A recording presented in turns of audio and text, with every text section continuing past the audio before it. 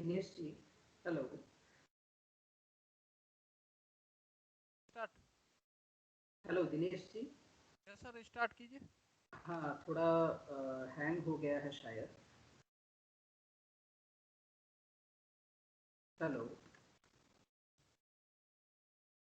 एक minute wait कीजिए sir. हाँ दिनेश जी, थोड़ा रोक दीजिए, एक मिनट।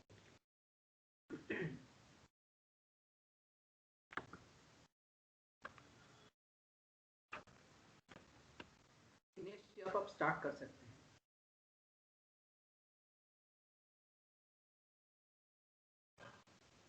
सर स्टार्ट कीजिए। Okay, thank you. प्रिय छात्राः, शुभम अपराह्नम्। इदानीं वयं भारतीयदर्शनस्य यत् द्वितीयं पुस्तकं वर्तते, यश्च ऊनविंशः पाठः वर्तते, तत्र महावाक्यतात्पर्यविचारः। अस्मिन् प्रसङ्गे अद्य अस्माकम् इदम् आलोचनं प्रवर्तते। एतद् आलोचनम् उच्चतरमाध्यमिककक्षायाः कृते भवति। तर्हि अद्य भारतीयदर्शनवर्गे अद्वैतवेदान्तानुसारम् अस्माभिः महावाक्यतात्पर्यविचारः करिष्यते। तत्र च महावाक्यानां परिचयः इत्यादि प्राथमिकविषयेषु अपि ज्ञानार्जनम् अस्माकं भविष्यति। तर्हि आदौ वयं पश्यामः यत् अस्मिन् वर्गे अस्माभिः किं किं ज्ञास्यते इति।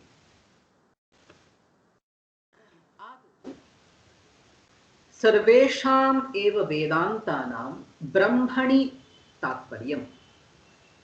सर्वे वेदान्ताः ब्रह्म एव प्रतिपादयन्ति इति आदौ जानीमहे। ततः एतत् तात्पर्यं कथं निर्धारितं भवति? सर्वेषां वेदान्तानाम् एतदेव प्रतिपाद्यम् इति कथं ज्ञातुं शक्यते? अस्मिन् विषये आलोचनम् अत्र भविष्यति। तत्र तात्पर्यनिर्णायकलिङ्गानि यानि सन्ति तेषां परिचयः लप्स्यते। ततः महावाक्यानि, तेषां च महावाक्यानाम् उत्सः कः, कस्मात् ग्रन्थात् महावाक्यानि अङ्गीकृतानि, अस्मिन् विषये आलोचनं भविष्यति।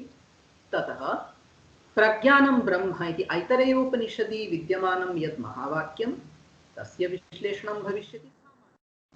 ततः अहं ब्रह्मास्मि इति बृहदारण्यकोपनिषदि विद्यमानस्य महावाक्यस्य विश्लेषणं सामान्यतः भविष्यति। अन्ते मनसः अनिन्द्रियत्वम्, अनिन्द्रियेण मनसा ब्रह्मसाक्षात्कारः, अस्मिन् विषये आलोचनं भविष्यति। अन्ते च ब्रह्मज्ञानम् अज्ञानं नाशयति। कीदृशस्य ब्रह्मज्ञानस्य अज्ञाननाशकत्वम्, अस्मिन् विषये अस्माकम् आलोचनं भविष्यति। तर्हि आदौ अस्माभिः मनसि एतत् निधेयं यत् अद्वैतवेदान्तानुसारम् इदम् आलोचनं प्रवर्तते। भारतीय आस्तिकदर्शनेषु उत्तरमीमांसादर्शनं वेदान्तदर्शनं वा अन्यतमं भवति। वेदान्तदर्शनं प्रस्थानत्रयम् आश्रित्य, प्रस्थानत्रयम् आधाय प्रवर्तते। किं तत् प्रस्थानत्रयं? श्रुतिप्रस्थानं नाम उपनिषदः, स्मृतिप्रस्थानं नाम श्रीमद्भगवद्गीता, किञ्च न्यायप्रस्थानम् अथवा सूत्रप्रस्थानं नाम ब्रह्मसूत्रम्। एतत् ग्रन्थत्रयम् आश्रित्य, एतत् ग्रन्थत्रयम् आधाय वेदान्तदर्शनानि प्रवृत्तानि। तत्र च व्याख्याभेदात्, मतभेदात् बह्व्यः शाखाः समागताः, बहवः सम्प्रदायाः समागताः। तेषु एकः सम्प्रदायः भवति अद्वैतवेदान्तसम्प्रदायः, नाम अद्वैतसम्प्रदायः। स च सम्प्रदायः श्रीमद्भगवत् शङ्कराचार्यपादैः उपबृंहितः वर्तते। अतः इदानीम् अद्वैतवेदान्तमाश्रित्य आलोचनं प्रवर्तते, यस्य अद्वैतवेदान्तस्य सारः भवति ब्रह्म सत्यं जगत् मिथ्या जीवो ब्रह्मैव नापरः इति। अस्मिन् विषये आलोचनं पूर्ववर्गेषु अस्माकं जातम्, अतः पुनः तस्य प्रपञ्चनम् इदानीं न विधीयते। अस्माभिः ज्ञातं यत् प्रस्थानत्रयं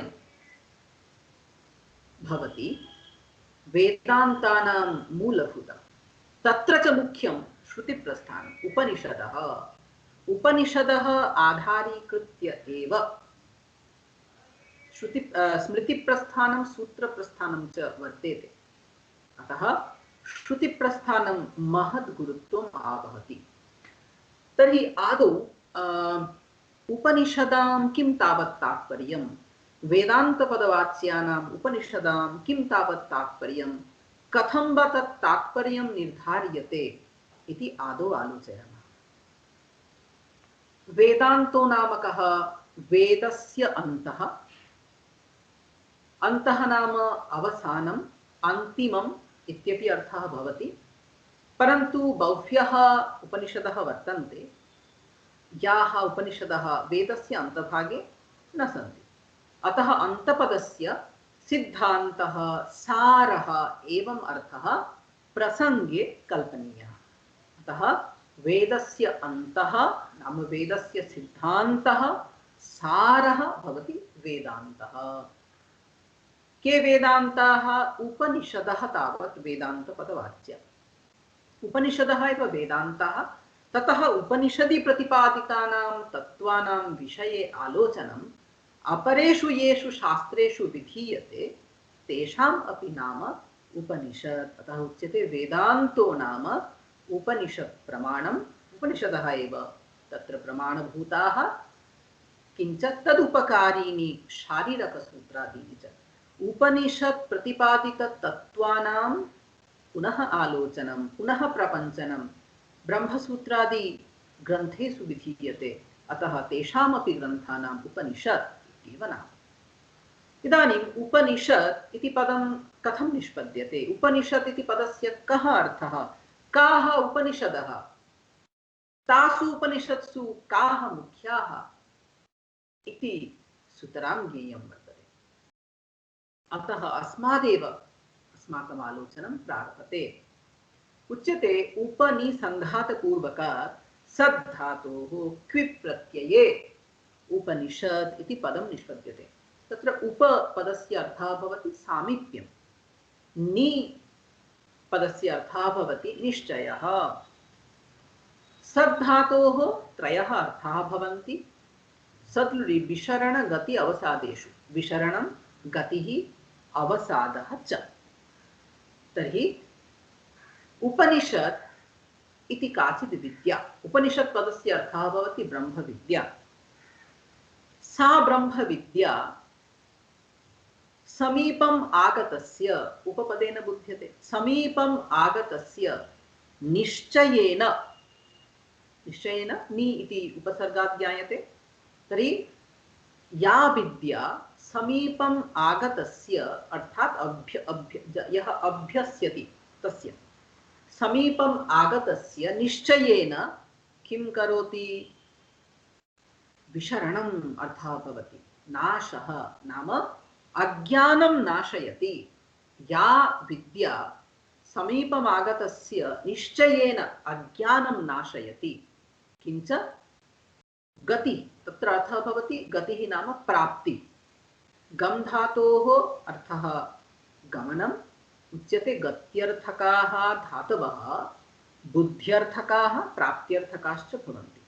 अतः गम धातुः अर्थः गतिः, गमनम्, अतः तस्य प्राप्तिः इत्यर्थोऽपि भवति। अत्र गतिः नाम प्राप्तिः। तर्हि या विद्या ब्रह्म प्रापयति, या विद्या ब्रह्म प्रापयति, एषा विद्या स्वस्वरूपं बोधयति, ब्रह्म प्रापयति, तस्मात् एषा उपनिषत्। किञ्च अवसादः नाम शिथिलीकरणं, धातोः अपरम् अर्थम् अङ्गीकृत्य पुनः उच्यते या विद्या समीपमागतस्य निश्चयेन संसारबन्धनं शिथिलीकरोति सा भवति उपनिषत्। अत्र णिच् इति प्रत्ययः अन्तर्भावितः वर्तते। णिच् प्रत्ययः अन्तर्भावितः वर्तते। यथा कश्चित् कथयति, अरे भवान् बहुदिनं यावत् न आगच्छति, अरे मा कथय, अहं मम गृहनिर्माणं करोमि।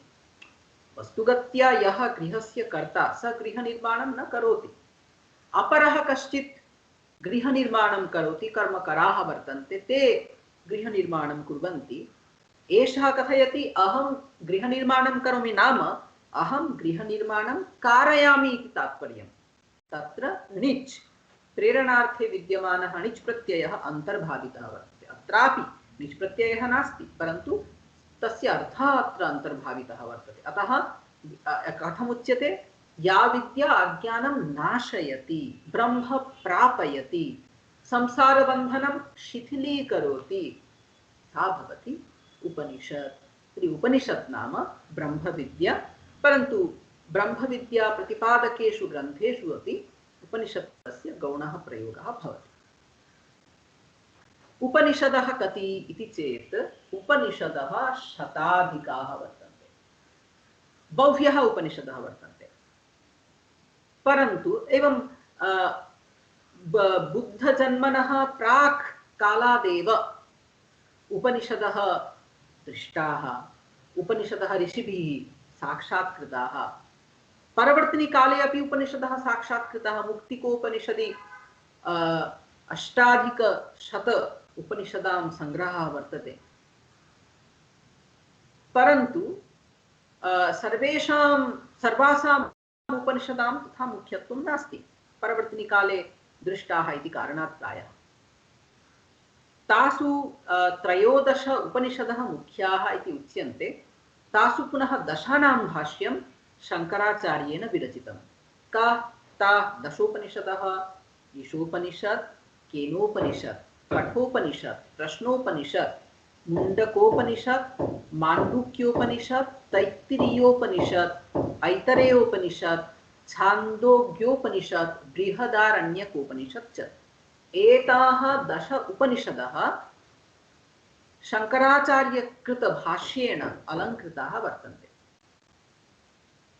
सर्वासामेव एतासाम् उपनिषदां ब्रह्मणि एव तात्पर्यं। तात्पर्यं नाम किं? तत् प्रतीतीच्छया उच्चरितत्वं। नाम इदं वाक्यम् इमम् अर्थं बोधयतु इति इच्छया यदा वाक्यस्य उच्चारणं भवति, तदा यदिच्छया उच्चार्यते तत् तात्पर्यं। यथा कदाचित् पिता पुत्रं ब्रूयात्, तस्य गृहं मा गच्छ, तस्य गृहं न गच्छतु, तस्य गृहे न खाद, तस्य गृहे भोजनं न कार्यं। तदा पुत्रः यदि हठं करोति, न अहं तस्य गृहे एव भोजनं करिष्यामि, तदा पिता कथयति गच्छ विषं भुङ्क्ष्व। परन्तु तस्य इदं न तात्पर्यं यत् विषम् आनय तत् खादय, सः पुत्रस्य अनर्थं न चिन्तयति। तर्हि तत्र पिता किमिच्छया वाक्यम् उच्चारयति इति चिन्तनीयं, तदेव तात्पर्यं। तन्नाम तस्य गृहं गत्वा अन्नं न खाद, तस्य गृहं गत्वा अन्नभोजनं न करणीयम् इत्यत्र एव तात्पर्यम्। अतः उपनिषदः बहु विषयान् प्रतिपादयन्ति, परन्तु किं तत्र तात्पर्यं, कम् अर्थं प्रतिपादयितुम् उपनिषदां प्रवृत्तिः इति निर्णेयं वर्तते। अतः तस्य निर्णयः ऋषिभिः विहितः वर्तते, आचार्यैः विहितः वर्तते। ततः तैः लब्धं यत् एतासां सर्वासाम् उपनिषदां ब्रह्मणि एव तात्पर्यं वर्तते।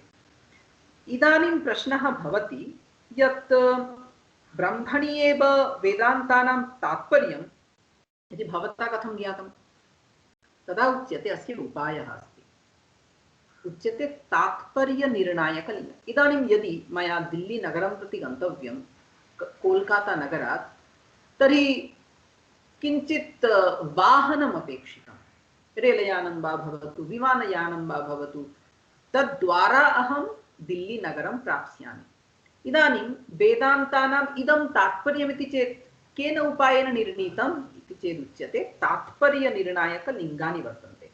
एभिः लिङ्गैः एभिः उपायैः कस्यचन ग्रन्थभागस्य तात्पर्यं निर्णेतुं शक्यते। तत्र उच्यते उपक्रमोपसंहारावभ्यासो पूर्वता फलम् अर्थवादोपपत्ति च लिङ्गं तात्पर्यनिर्णये। तात्पर्यनिर्णये लिङ्गानि सन्ति षट्। किं तासां नाम, किं तेषां लिङ्गानां नाम? उपक्रमः उपसंहारश्च इति प्रथमः, तथा अभ्यासः, तथा पूर्वता, ततः फलं, ततः अर्थवादः, ततः उपपत्तिः। एवं षट् तात्पर्यनिर्णायकलिङ्गानि। इदानीम् उपक्रम उपसंहारयोः न पृथक् ग्रहणम्। उपक्रमे यस्य कथनं भवति, उपसंहारे तस्यैव आवृत्तिः भवति, अन्यथा मत्तः प्रकपितं स्यात्। इदानीं यदि अहम् आरम्भं करोमि यत् अयं ग्रन्थः बहु सुष्ठु रचितः वर्तते, अन्ते गत्वा कथयामि अयं ग्रन्थः वृथा एव, तथा चेत् मम वाक्ये संलग्नता नास्ति, सामञ्जस्यं नास्ति, अतः उपक्रमः उपसंहारः सर्वदा एव एकविधः भवति। यथा छान्दोग्योपनिषदि किमस्ति, तत्र षष्ठाध्याये सदैव सौम्येदमग्र आसीत् इति उपक्रमः वर्तते, ततः अन्ते ऐतदात्म्यमिदं सर्वं तत् सत्यं स आत्मा तत्त्वमसि श्वेतकेतो इति अस्य उपसंहारः वर्तते। नाम एकमेव ब्रह्म वर्तते, एकमेव ब्रह्म सृष्टेः पूर्वमासीत्, त्वमेव तद् ब्रह्म इति प्रतिपाद्यते। अतः उपक्रम उपसंहारयोः पार्थक्यं नास्ति, अतः सः तत् एकं लिङ्गं वर्तते। तत्र द्वितीयं लिङ्गं किं भवति? अभ्यासः। अभ्यासः नाम किं?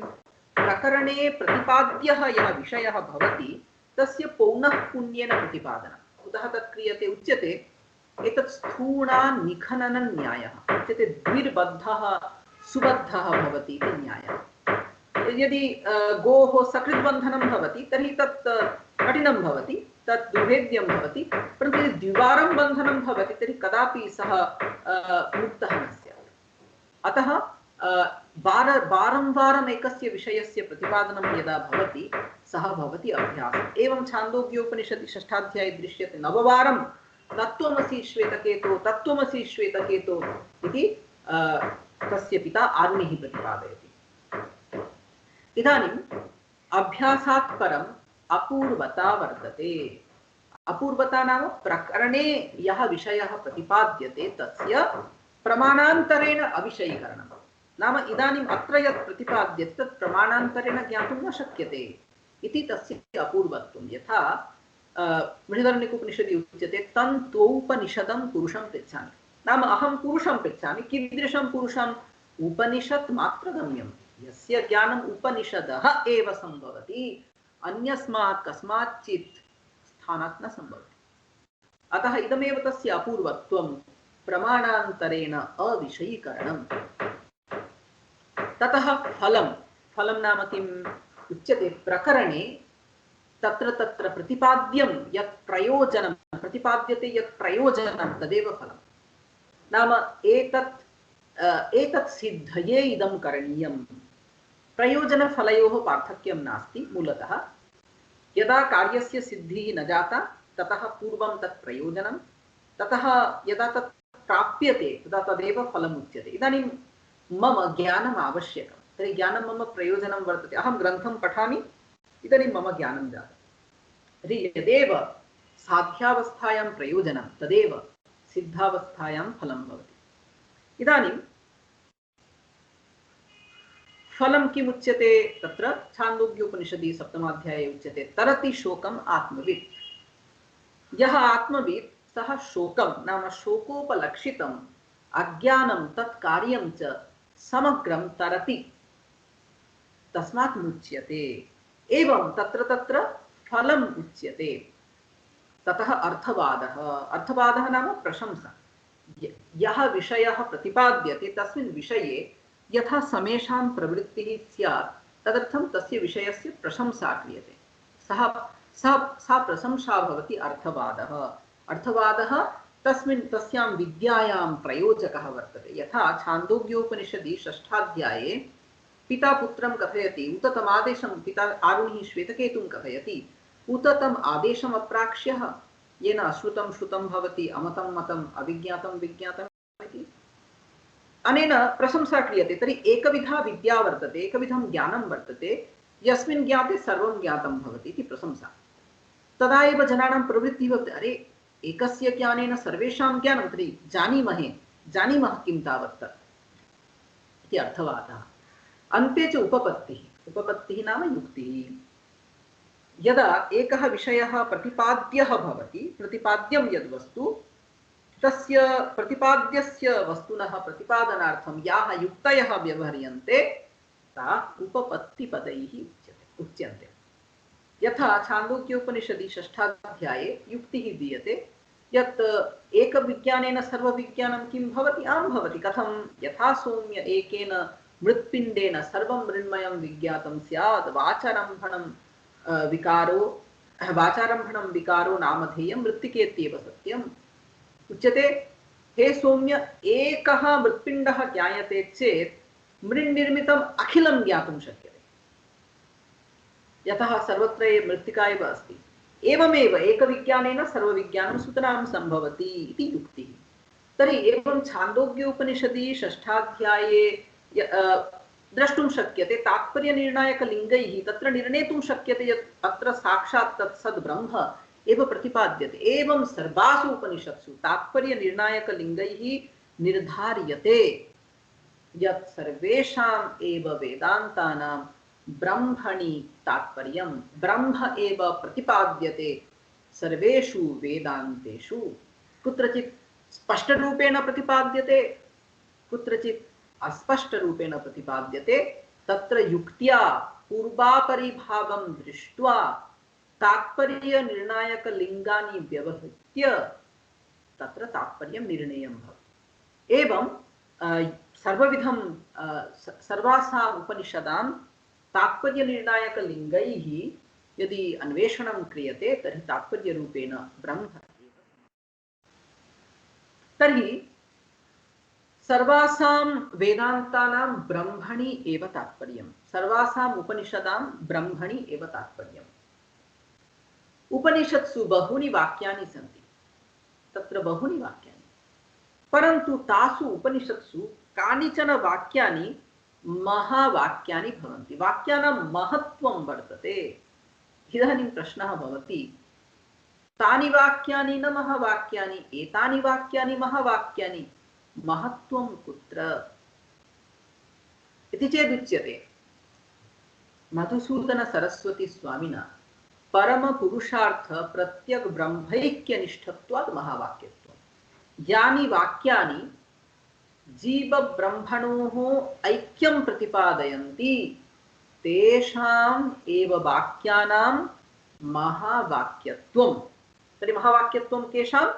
यानि वाक्यानि जीव ब्रह्मणोः ऐक्यं प्रतिपादयन्ति। इदानीं प्रश्नः भवति, जीव ब्रह्म प्रतिपादकानि, जीव ब्रह्म ऐक्य प्रतिपादकानि बहूनि वाक्यानि वर्तन्ते, तर्हि सर्वेषां वाक्यानां किं महावाक्यत्वम् इति चेत् न। परम्परायां महावाक्यत्वेन प्रोक्तानि यानि वाक्यानि तेषाम् एव वाक्यानां महावाक्यत्वम्। एवम् आलोच्यमाने चत्वारि एव महावाक्यानि अद्वैत वेदांत दर्शने प्रसिद्धानि। प्रज्ञानं ब्रह्म, अहं ब्रह्मास्मि, तत्त्वमसि, अयमात्मा ब्रह्म इति। तत्र प्रज्ञानं ब्रह्म इति ऋग्वेदीयं महावाक्यं। ऋग्वेदस्य ऐतरेयोपनिषदि इदं वाक्यं वर्तते। अहं ब्रह्मास्मि इति यजुर्वेदीयं महावाक्यं। शुक्लयजुर्वेदस्य बृहदारण्यकोपनिषदि इदं वाक्यं वर्तते। तत्त्वमसि इति तृतीयं महावाक्यम्। एतत् सामवेदीयं। सामवेदस्य छान्दोग्योपनिषदि तत्त्वमसि इति महावाक्यं विद्यते। अयमात्मा ब्रह्म इति अथर्ववेदीयं महावाक्यम्। अथर्ववेदीयायां माण्डूक्योपनिषदि इदं वाक्यं वर्तते। तर्हि एवं चत्वारि महावाक्यानि। कुत्र एतेषां वाक्यानां महत्त्वं? परमपुरुषार्थ प्रत्यक ब्रह्मैक्यनिष्ठत्वात्, जीव ब्रह्मैक्य प्रतिपादन परत्वात् एतेषां वाक्यानां महत्त्वं निर्धार्यते। एवं चत्वारि महावाक्यानि। चतुर्षु महावाक्येषु यत् प्रथमं महावाक्यं प्रज्ञानं ब्रह्म इति, तस्य लघुतमं विश्लेषणम् इदानीं विधीयते।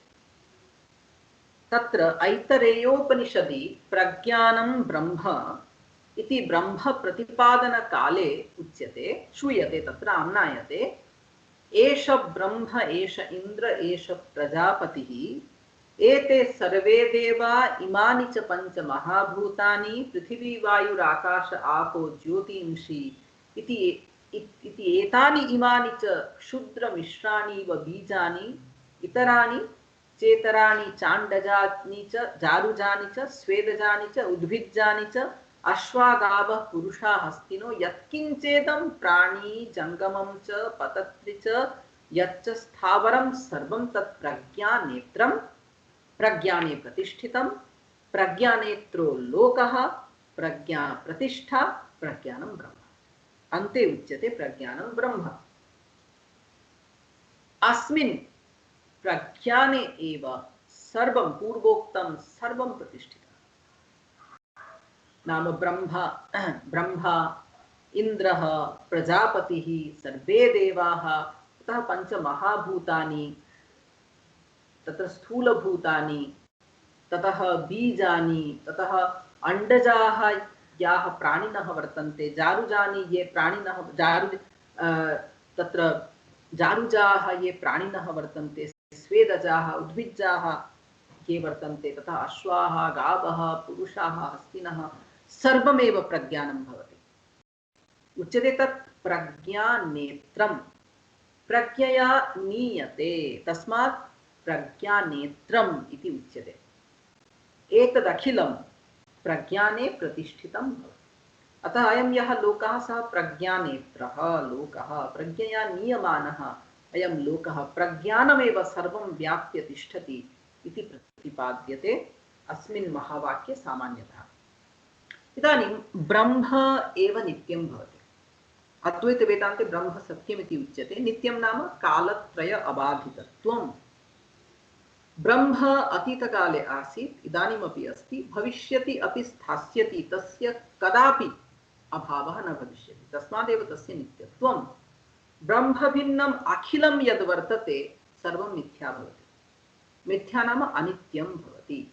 सर्वं ब्रह्मणः विवर्तभूतं भवति। विवर्तभूतं नाम ब्रह्मणः परिणामः न। यथा दुग्धं दधिरूपेण परिणमते, तथा ब्रह्म जगद्रूपेण न परिणमते। ब्रह्म यथावस्थं तिष्ठति, तत्र जगतः भानं भवति, प्रतिभासः भवति। अतः ब्रह्मभिन्नं सर्वं ब्रह्मणः विवर्तभूतम्। इदानीम् उच्यते प्रज्ञप्तिः प्रज्ञा इति या उच्यते तच्च ब्रह्म एव। यद् प्रज्ञानं सर्वं व्याप्य तिष्ठति तत् प्रज्ञानं ब्रह्म एव। प्रज्ञया नीयते सर्वम्, अतः अखिलं प्रज्ञानेत्रं भवति। किञ्च उत्पत्तिस्थितिलयकालेषु तदखिलं यद्यदेव ब्रह्मभिन्नं वर्तते तदखिलं ब्रह्मणि एव प्रतिष्ठितं भवति। इदं सामान्यतः बोद्धुं शक्यते। यथा अल्प आलोके रज्ज्वां कश्चित् सर्पं पश्यति।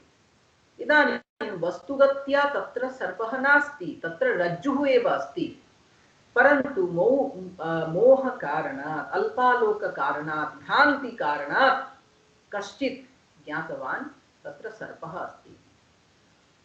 यदा सर्पः, तर्हि तत् सर्पः कस्मादागतः इति चेत् तस्मादेव रज्ज्वाः एव, रज्जु विषयक अज्ञानादेव सः सर्पः समुत्पन्नः वर्तते। किञ्च यदा रज्ज्वाः ज्ञानं भवति तदा तस्य सर्पस्य रज्ज्वामेव लयः भविष्यति। एवं अखिलं जगत् ब्रह्मणः एव समुत्पन्नं। यदा च ब्रह्मज्ञानं भवति, जगतः मिथ्यात्वं ज्ञायते, तदा जगत् ब्रह्मणि एव लीयते। अतः सर्वं ब्रह्मणि एव प्रतिष्ठितम् इति अत्र उच्यते। इदानीं प्रज्ञानं ब्रह्म, अत्र प्रज्ञानपदस्य कः अर्थः, ब्रह्मपदस्य कः अर्थः इति चेत् उच्यते यत् अन्तःकरणं चक्षुरादिभिरिन्द्रियैः निर्गत्य विषयदेशं गत्वा विषयाकारं धत्ते। इदानीं प्रत्यक्षस्य कश्चित् प्रकारः वर्तते। कथं प्रत्यक्षं भवति? अन्तःकरणं तत् अन्तःकरणं भवति, बाह्यकरणं न भवति। तन्नाम अन्तःकरणम् अन्तः एव तिष्ठति। बाह्यविषयेषु तस्य इन्द्रियपारतन्त्र्यं वर्तते। मनः साक्षात् बाह्यविषयेषु गन्तुं न शक्नोति। तर्हि किं करणीयं? चक्षुः इत्यादीनि यानि बाह्येन्द्रियाणि सन्ति तानि बाह्येन्द्रियाणि आरुह्य एव मनः विषयदेशं बाह्यविषयदेशं प्रति गच्छति। एवम् अन्तःकरणं चक्षुर्द्वारा वा भवतु श्रोत्रद्वारा वा भवतु विषयदेशं गत्वा विषयाकारं धत्ते। नाम विषयः तस्य यादृशः आकारः, आकारः इति सामान्यतः उच्यते, तस्मिन् विषये अग्रे उच्यते। नाम विषयाकारं धत्ते, नाम तद् विषयं गृह्णाति। अन्तःकरणं तद् विषयं गृह्णाति, तद् विषयाकारेण परिणमते च। अन्तःकरणस्य एषः परिणामः वृत्तिः इति उच्यते। वेदान्तपरिभाषायां तत् सुन्दरम् उदाहरणं दीयते यत् जलं पुष्करिण्याः कुल्याद्वारा यदा क्षेत्रं प्रविशति, केदारान् प्रविशति, तदा क्षेत्रस्य आकारः यादृशः भवति, जलमपि तादृशं भवति। कदाचित् वर्तुलाकारः भवति, कदाचित् चतुष्कोणाकारः भवति। वस्तुतः जलस्य आकारः नास्ति, तत्र क्षेत्रं यादृशं तादृशमेव आकारः भवति। एवम् अन्तःकरणस्यापि आकारः नास्ति। विषयः यथा भवति तथा तद्विषयकः आकारः अन्तःकरणस्य भवति। अन्तःकरणस्य एषः परिणामः वृत्तिः इति उच्यते। इदानीम् एतैः अन्तःकरणवृत्तिभेदैः उपलक्षितं यत् चैतन्यं तत् चैतन्यमेव प्रज्ञानम् इति उच्यते। इदानीं तत्र इदं द्रष्टव्यं, तत्र उच्यते यत् चक्षुर्द्वारा निर्गतेन येन अन्तःकरणवृत्ति उपहित चैतन्येन जीवः नाम रूपादिकं पश्यति, एवं श्रोत्रेन्द्रियेण निर्गतेन येन अन्तःकरणवृत्त्युपहित चैतन्येन शब्दजातं शृणोति, एवं वागिन्द्रियेण शब्दजातं व्याहरति, घ्राणेन्द्रियेण तत्र ग्रन्थसमूहान् जिघ्रति। एतत् अखिलं प्रज्ञानकारणादेव भवति। अतः उच्यते पंचदश्याम् उच्यते येनेक्षते, येन पश्यति, येन शृणोति, येन जिघ्रति, येन व्याकरोति, स्वादु अस्वादु च विजानाति, तत् सर्वं प्रज्ञानमेव भवति। तत्र प्रज्ञानं नाम तर्हि किं? वृत्ति उपलक्षितं यत् चैतन्यं, जीवचैतन्यं, तदेव प्रज्ञानपदेन उच्यते। यतम् अतः तत् प्रज्ञानम् इति उच्यते। तर्हि प्रज्ञानं नाम प्रत्यगात्मा, प्रज्ञानं नाम विषयसाक्षात्कारे साक्षिरूपेण यः वर्तते, विषयसाक्षात्कारं यः करोति, यत्कारणात् विषयस्य प्रत्यक्षं सम्भवति, तद्भवति प्रज्ञानम्। इदानीं ब्रह्मपदस्य कः अर्थः? जगज्जन्म स्थितिलयकारणं यत् चैतन्यं देवादिषु, मनुष्येषु, अश्वादिषु, पृथिव्यादिभूतेषु वा विद्यते, तत् सर्वेषु अनुस्यूतं चैतन्यं ब्रह्म एव। तद् ब्रह्म सर्वव्यापी भवति, सर्वत्र विद्यते अन्तर्यामितया। पृथिव्याः अपि अन्तः तद् वर्तते, पृथिवी न जानाति, परन्तु तद् ब्रह्म अन्तः स्थित्वा पृथिवीं जमयति। पृथिव्याः यमकः भवति। एवं यत् चैतन्यं सर्वव्यापी, सर्वं व्याप्य तिष्ठति, तत् चैतन्यं ब्रह्म एव। अतः इदानीं प्रज्ञानम् इति यदुच्यते जीवचैतन्यं, तत् प्रज्ञानं ब्रह्म एव। प्रज्ञानस्य तथा ब्रह्मणः नास्ति भेद, प्रज्ञा ब्रह्मणयोः ऐक्यम्। इदं च कार्यम् ऐक्यं नास्ति, एतत् स्वाभाविकम् ऐक्यं। जीवब्रह्मणोः वस्तुगत्या भेदः एव नास्ति। जीवस्य जीवानां ब्रह्मणः भेदः उपाधिकारणात् भवति। यदा उपाधिः तिष्ठति तदा एव जीवत्वम्। अन्तःकरणरूपः उपाधिः यदा तिष्ठति तदा एव जीवत्वं। यदा उपाधिः नास्ति तदा पुनः जीवत्वं न सम्भवति। अतः उच्यते मनसो ह्यमनीभावे द्वैतं नैव उपलभ्यते। यदि मनः यावत्कालम् अस्ति तावत्कालं जीवत्वं, तावत्कालं संसारः। यदा मनः नास्ति, मनो नाशः यदा भवति तदा पुनः संसारः नास्ति। एवं सर्वत्र अवस्थितं यत् प्रज्ञानं तद् ब्रह्म एव। तथा उच्यते चतुर्मुखेन्द्रदेवेषु मनुष्याश्वगवादिषु चैतन्यमेकं ब्रह्म अतः प्रज्ञानं ब्रह्म मय्यति। चतुर्मुखः ब्रह्म प्रथमजः, इन्द्रः इत्यादयः ये देवाः वर्तन्ते, मनुष्य अश्वगवादि पशवः वर्तन्ते। एकं ब्रह्म चैतन्यं सर्वम् आवृत्य तिष्ठति। अतः प्रज्ञानमपि सर्वम् आवृत्य तिष्ठति, ब्रह्म अपि सर्वम् आवृत्य तिष्ठति इति प्रज्ञानब्रह्मणोः नास्ति भेदः। प्रज्ञानं ब्रह्म, प्रज्ञानात् ब्रह्मणः भेदः नास्ति इति प्रज्ञान शब्दस्य अर्थः च ब्रह्म शब्दस्य अर्थः भवति। ततः भागत्यागलक्षणया प्रज्ञानब्रह्मणोः ऐक्यं प्रतिपाद्यते। इदानीम् अहं ब्रह्मास्मि इति शुक्लयजुर्वेदीयं यद् महावाक्यं बृहदारण्यकोपनिषदि वर्तते तद्विषये आलोचनं करणीयं भवति। अद्वैतवेदान्ते तत्त्वमसि इति वाक्यम् इति महावाक्यं बहु प्रसिद्धं। तत्त्वमसि महावाक्यम् उपदेशवाक्यम् इति उच्यते। ततः अहं ब्रह्मास्मि इति यद्वाक्यं तत् अनुभववाक्यम् इति उच्यते।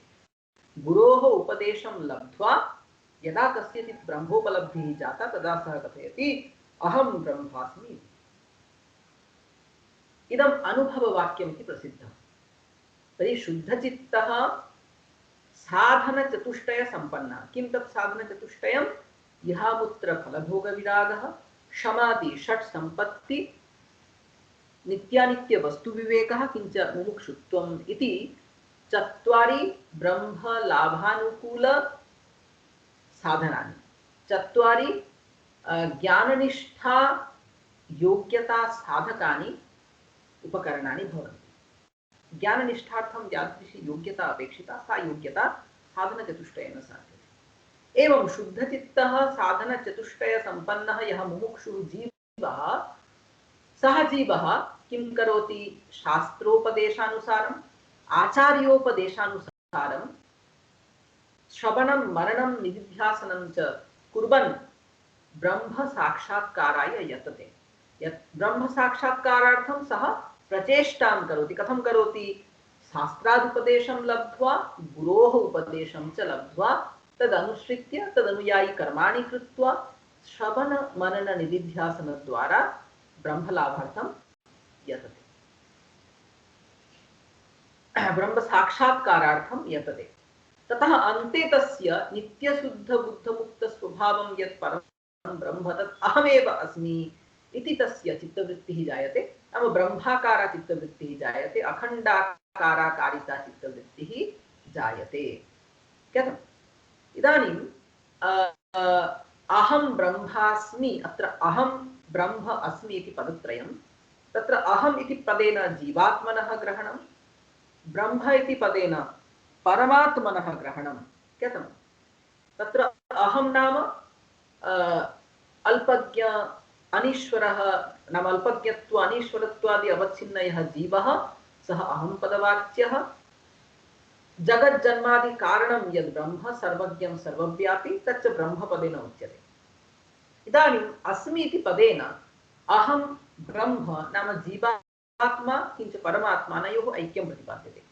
परन्तु अनयोः विशेषणं यतः भिन्नं भिन्नं वर्तते। अहम् इत्यत्र अल्पज्ञत्वम् अनीश्वरत्वं विशेषणं, ब्रह्म इत्यत्र सर्वज्ञत्वं सर्वेश्वरत्वं विशेषणं। विशेषणभेदात् विशेष्यस्य भेदः भवति। कथं? विशेषणभेदात् विशिष्टस्य भेदः भवति। अतः अहं ब्रह्म एतयोः भिन्नः एव अर्थः कल्पनीयः भवति, परन्तु तत् तात्पर्यं नास्ति। किमर्थम् इदम् उच्चारितम् इति चेत् ब्रह्मप्रतिपादनार्थम्। अतः ब्रह्मणि एव तात्पर्यं यतः अतः अत्र भागत्यागलक्षणया अत्र इष्टं साध्यते। किं तद् जीवब्रह्मणोः ऐक्यं कथं साध्यते? तत्र उच्यते यत् अत्र अल्पज्ञत्वम् अनीश्वरत्वम् इति चैतन्यस्य यद् विशेषणम् अहम् इति स्थले दीयते तत्र विरुद्धं यद् विशेषणं स्थलं तत् परिहरतु, तस्य त्यागः विधेयः। ततः परं किं करणीयं? ततः परं ब्रह्म इत्यत्र सर्वज्ञत्व सर्वेश्वरत्वादि विशेषणं यद् वर्तते तस्य त्यागः करणीयः। तेन किम् अवशिष्यते? चैतन्यमात्रम् अवशिष्यते। इति भागत्यागलक्षणया चैतन्यमात्रम् अवशिष्यते। चैतन्यमात्रे एव अहं ब्रह्मास्मि इति वाक्यस्य तात्पर्यम् अवधार्यते। इदानीम् इदं द्रष्टव्यं भवति यद् अस्माकं यः संसारभ्रमः सः अपरोक्षः भ्रमः। अपरोक्षः भ्रमः प्रत्यक्षः भ्रमः भवति। यदा कश्चित् शुक्तौ रजतं पश्यति दृष्ट्वा च इदं रजतम् इति कथयति, सः भ्रमः अपरोक्षः भ्रमः। प्रत्यक्षः सः भ्रमः। तस्य भ्रमस्य नाशाय प्रत्यक्षम् एव ज्ञानम् अपेक्षितम्। यावत्कालपर्यन्तं शुक्तिम् आदाय हस्ते प्रदाय न कथ्यते यत् इदं रजतं नास्ति, तावत्कालपर्यन्तं सः भ्रमः न निवर्तते। यदि कथयामः अरे न तद् रजतं नास्ति, सा शुक्तिः अस्ति, तदा सः कथयति न तत्र चाकचिक्यं दृश्यते, रजतवत् चाकचिक्यम् अस्ति अर्थात् तत् रजतं नास्ति इति न, अस्ति तत् रजतम्। एवं प्रकारेण अपरोक्षभ्रमार्थम् अपरोक्षम् एव ज्ञानम् अपेक्षितम्। तर्हि संसारज्ञानं यतः संसार अनुभवः यतः अपरोक्षः, तर्हि ब्रह्मज्ञानस्यापि अपरोक्षत्वम् अङ्गीकरणीयम्। अतः अपरोक्षस्य संसारभ्रमस्य दूरीकरणार्थं महावाक्यजन्यं यत् ज्ञानं तदपि अपरोक्षम् इति अङ्गीकरणीयम्। इदानीं प्रश्नः भवति, महावाक्यानि किल वाक्यानि, वाक्यात् यदा अर्थावगमः भवति, वाक्यात् यदा यदा प्रमा भवति तदा शाब्दबोधे तस्य ग्रहणं भवति, प्रत्यक्षे ग्रहणं न भवति। कथं? पदज्ञानेन यद् ज्ञानं जायते वाक्यार्थज्ञानं, तस्य वाक्यार्थज्ञानस्य परोक्षत्वमेव न अपरोक्षत्वम् इति नैयायिकाः कथयन्ति। तदा उच्यते न, एवं नास्ति। कदाचित् वाक्येभ्यः अपि अपरोक्षं ज्ञानं भवितुमर्हति, वाक्येभ्यः अपि प्रत्यक्षं ज्ञानं भवितुमर्हति। तत्र एकम् उदाहरणं दीयते। यथा चिन्तयतु, 10 जनाः नदीं तीर्त्वा नद्याः अपरं पारं गन्तुम् उद्यताः। ते सन्तरणेन नदीं तीर्त्वा अपरं पारं गतवन्तः। परन्तु यदा एकः गणनं करोति 1 2 3 4 5 6 7 8 9, तदा सः जानाति 9 एव जनाः आगताः इति। तर्हि एकः जले मज्जितः, एकः जले मृतः इति चिन्तयित्वा तेषां महत् दुःखं जातम्। अरे एकः अस्माभिः सह एव आगतः परन्तु सः मृतः, परन्तु कोऽपि न जानाति कः मृतः इति। बहु रोदनं कुर्वन्ति सर्वे। तदा एकः आप्तः जनः पार्श्वे गच्छति स्म। सः कथयति, अरे कथं भवन्तः क्रन्दनं कुर्वन्ति? तदा एकः कथयति, अरे अस्माकं दशमः यः बन्धुः आसीत्, दशमं यत् मित्रम् आसीत्, सः मृतः इति। तदा सः आप्तः गणनं कृत्वा पश्यति 10 जनाः एव सन्ति। सः कथयति यत् पश्य, चिन्ता मास्तु, 10 जनाः सन्ति इति श्रुत्वा तेषां दुःखं किञ्चित् अपगतं, परन्तु तथापि साक्षात्कारात्मकं ज्ञानं न जातं। यतः सः भ्रमः प्रत्यक्षः आसीत्, अतः तस्य तत्र भ्रम अपसारकं यद् ज्ञानं तस्यापि प्रत्यक्षेण एव भाव्यं। तदा सः कथयति, पश्यतु अहं गणनं करोमि, 1 2 3 4 5 6 7 8 9, दशमस्त्वमसि, त्वमेव दशमः इति। यदा सः एवं शृणोति यत् अहमेव, तदा सः कथयति, आम् अहमेव दशमः इति। इदानीं यदा विषयः सन्निकृष्टः वर्तते, तस्मिन् सन्निकृष्टे विषये यदि शब्दप्रयोगः भवति तर्हि ततः अपि प्रत्यक्षं ज्ञानं भवितुम् अर्हति। तर्हि वाक्यादपि शब्दादपि प्रत्यक्षं ज्ञानम् अपरोक्षं ज्ञानं भवितुम् अर्हति यदि विषयः सन्निहितः स्यात्। आत्मा अस्माकं सन्निहिततमः, अतः आत्मविषये यदा उपदेशः दीयते तदा यद् ज्ञानं जायते तदा तस्य प्रत्यक्षत्वम् अङ्गीकरणीयम्। एवं एतानि महावाक्यानि साक्षादेव ब्रह्मलाभे सहायकानि, न हि तत्र माध्यमः अपरः कश्चित् अपेक्षितः। अन्यथा सापेक्षता पतति वेदगिरस्तथात्वे ब्रह्मात्मनः प्रमिति जन्मनि तन्न युक्तम्। अन्यथा वेदानां निरपेक्षोरवः श्रुतिः निरपेक्षत्वं न स्यात्। अतः एतानि वाक्यानि मोक्षसाधकानि, तस्मादेव एतानि महावाक्यानि एतानि च ब्रह्मविषयकं प्रत्यक्षं ज्ञानम् उत्पादयितुम् अलम् इति चिन्तनीयं। ज्ञातम्? एवम् अहं ब्रह्मास्मि इत्यत्र अहम् इति पदेन जीवस्य, किञ्च ब्रह्म इति पदेन परब्रह्मणः परमात्मनः निर्देशः विधीयते इति अस्माभिः ज्ञातम्। एवम् अहं ब्रह्मास्मि अत्र जीवब्रह्मणोः ऐक्यं प्रतिपाद्यते। तर्हि कथं प्रतिपाद्यते? अत्रापि पूर्ववत् भागत्यागलक्षणा एव आश्रयते। तत्र विशेषणभागः विरुद्धः विशेषणभागः परित्यज्यते, किञ्च तत्र अवशिष्टः यः विशेष्यभागः चैतन्यं, तत् चैतन्यम् आदाय तत्र जीवब्रह्मणोः ऐक्यम् अत्र प्रतिपाद्यते। इदानीं अत्र पुनः इदं द्रष्टव्यं भवति यत् अहं ब्रह्मास्मि इति महावाक्यविश्लेषणस्थले यदा शाब्दापरोक्षवादः उच्यते तत्र मनसः अनिन्द्रियत्वमपि प्रतिपाद्यते। यत् मनः इन्द्रियं न भवति। कुतः? यदि उच्यते इन्द्रियार्थसन्निकर्षजन्यं ज्ञानं प्रत्यक्षमिति, इन्द्रियविषयसम्पर्कजन्यज्ञानस्य प्रत्यक्षत्वं यदि स्यात् तर्हि मनसा यदा कस्यचित् विषयस्य ज्ञानं भवति तस्यापि प्रत्यक्षत्वं कथनीयं। यथा पर्वतो वह्निमान् इत्यादि स्थले वह्नेः ज्ञानमपि मानसिकमेव भवति, अतः तत्रापि प्रत्यक्षत्वं स्यात्। अतः उच्यते न एवं प्रकारेण प्रत्यक्षस्य लक्षणम् अद्वैतवेदान्तिभिः न विधीयते। ज्ञातम्? अद्वैतवेदान्तिभिः उच्यते यत्र प्रमाणचैतन्येन यत्र विषयचैतन्येन प्रमातृचैतन्यस्य अभेदः भवति तदा विषयस्य प्रत्यक्षः भवति। एवं भिन्ना एव प्रक्रिया तत्र स्थापिता। तत्र च प्रतिपाद्यते मनः इन्द्रियं न भवति, यतः इन्द्रियेण ब्रह्मणः ज्ञानं न सम्भवति। इदानीं मनसा सम्भवति। उच्यते मनसैवानुद्रष्टव्यं नेह नानास्ति किञ्चन। परन्तु कीदृशेन मनसा?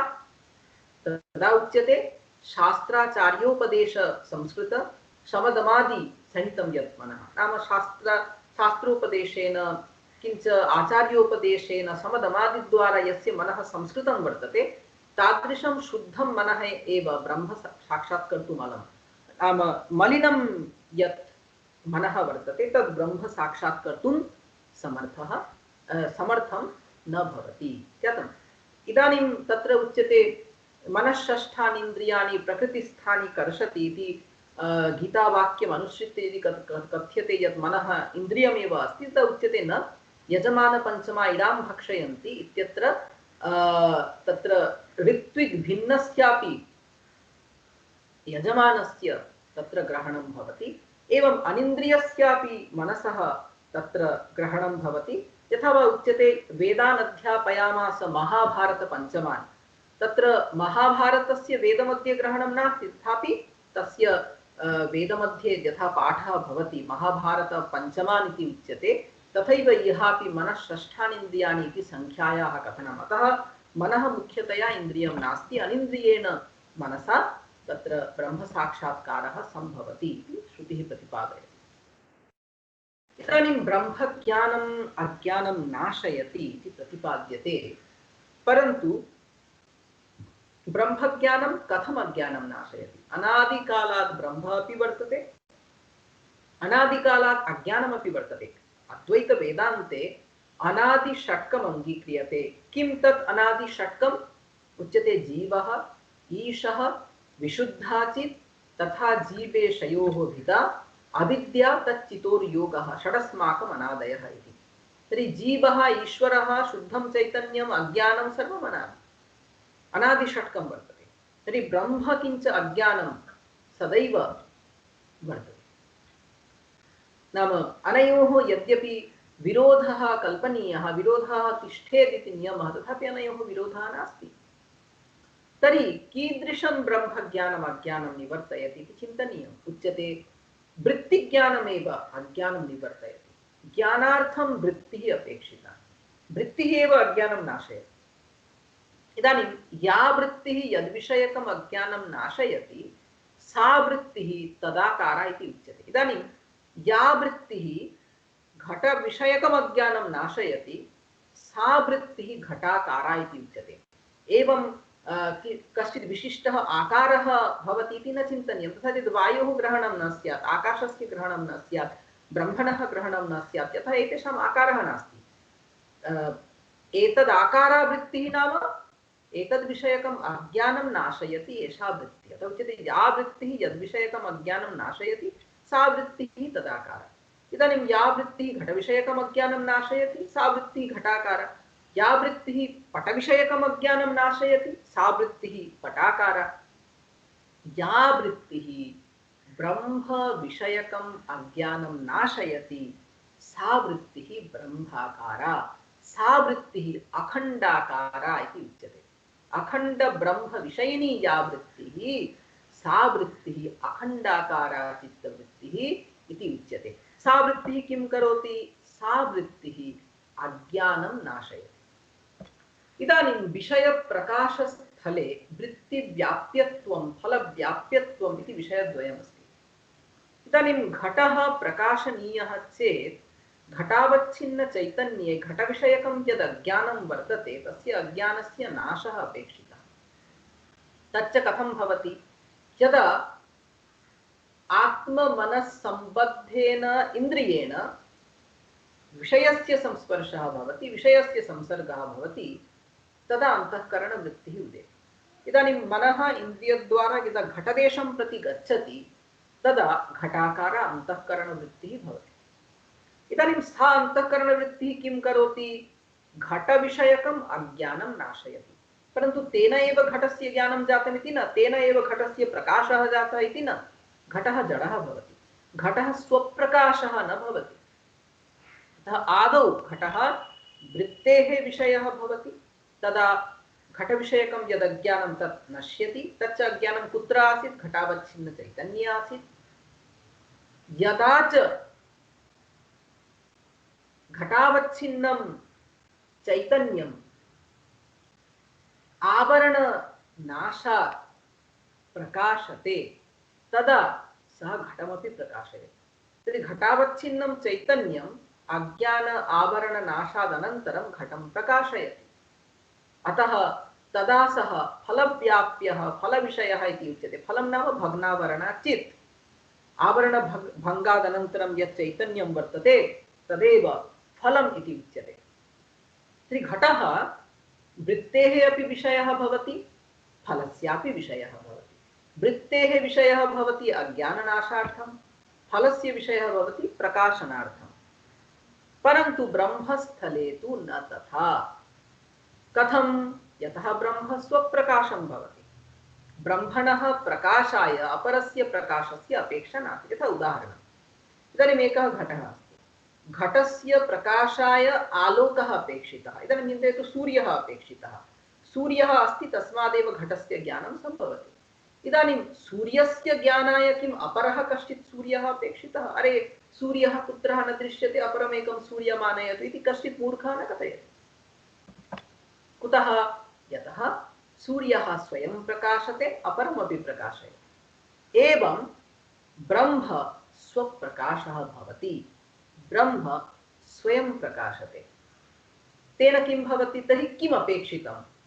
यद् अज्ञानं ब्रह्मस्वरूपम् आवृणोति तस्य अज्ञानस्य नाशः अपेक्षितः। ब्रह्माकारा या चित्तवृत्ति या अखण्डाकारा चित्तवृत्तिः सा किं करोति? सा ब्रह्मविषयकम् अज्ञानं नाशयति।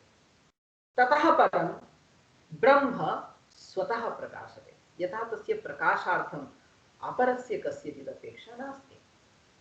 अतः ब्रह्म वृत्तेः विषयः भवति, फलस्य विषयः न भवति। अतः यदा उच्यते यत् ब्रह्म निर्विषयः अस्ति इति तस्य तात्पर्यमिदं यत् ब्रह्म फलस्य विषयः न भवति, परन्तु वृत्तेः विषयः सुतरां भवति। अतः उच्यते ब्रह्मण्यज्ञाननाशाय वृत्तिव्याप्तिरपेक्षिता फलव्याप्यत्वमेवास्य शास्त्रकृद्भिर्निवारितम्। शास्त्रकृद्भिः किं निवार्यते? फलव्याप्यत्वं ब्रह्मणः निवार्यते, यतः ब्रह्म स्वप्रकाशमस्ति। इदानीं प्रश्नः भवति, अस्तु अखण्डाकार चित्तवृत्तिः अस्ति इति श्रूयते, परन्तु ब्रह्मज्ञानात् अनन्तरमपि यदि अखण्डाकार चित्तवृत्तिः तिष्ठति तर्हि द्वैतमेव समापते। तदा उच्यते न, सा अखण्डाकारा चित्तवृत्तिः अज्ञानं नाशयति, ततः परं स्वयमपि नश्यति। यथा वह्निः अस्ति, वह्निः किं करोति? इन्धनं दहति। काष्ठमस्ति, काष्ठं दहति। इदानीं यदा काष्ठं दग्धं, ततः परं किं वह्निः पुनः तिष्ठति? न, इन्धने नष्टे वह्निरपि स्वयमेव शाम्यति। एवमेव अखण्डाकारा चित्तवृत्तिः अज्ञानं नाशयति, ततः स्वयमपि यतः अज्ञानकार्यं तदपि नश्यति। दग्धेन्धन इवानलः, इन्धने नष्टे यथा अनलः स्वयं शाम्यति, तथैव अखण्डाकारा चित्तवृत्तिः अपि अज्ञाननाशादनन्तरं स्वयमेव शाम्यति। तदा केवलं चैतन्यम् अवशिष्यते। तर्हि अस्माभिः अस्मिन् वर्गे किं किं ज्ञातमिति चेत्, आदौ सर्वेषां वेदान्तानां ब्रह्मणि एव तात्पर्यम् इति ज्ञातं। ततः परं किं तावत् महावाक्यं, कति महावाक्यानि, कस्मात् कस्मात् कस्याः कस्याः उपनिषदः तानि महावाक्यानि सङ्गृहीतानि इति आलोचितं। ततः परं प्रज्ञानं ब्रह्म किञ्च अहं ब्रह्मास्मि इति महावाक्यद्वयं सामान्यतः महता लाघवेन अस्माभिः आलोचितं। ततः ब्रह्मज्ञानं कथम् अज्ञानं नाशयति अस्मिन् विषये अस्माकम् आलोचनं प्रवृत्तं। तत्र च अखण्डाकारचित्तवृत्तिः अज्ञानं नाशयति, अज्ञानं नाशयित्वा स्वयमपि शाम्यति इति अस्माभिः ज्ञातम्। एवं प्रकारेण महावाक्यतात्पर्यविचारं सामान्यतः कृत्वा अत्रैव अस्माकं योऽयं वर्गः सः विरामं गच्छति। धन्यवादाः सर्वेभ्यः। धन्यवादाः NIOS संघे विद्यमानेभ्यः कार्यकर्तृभ्यः। ते मम कृते एतम् अवसरं कल्पितवन्तः इति धन्यवादाः। धन्यवाद सर।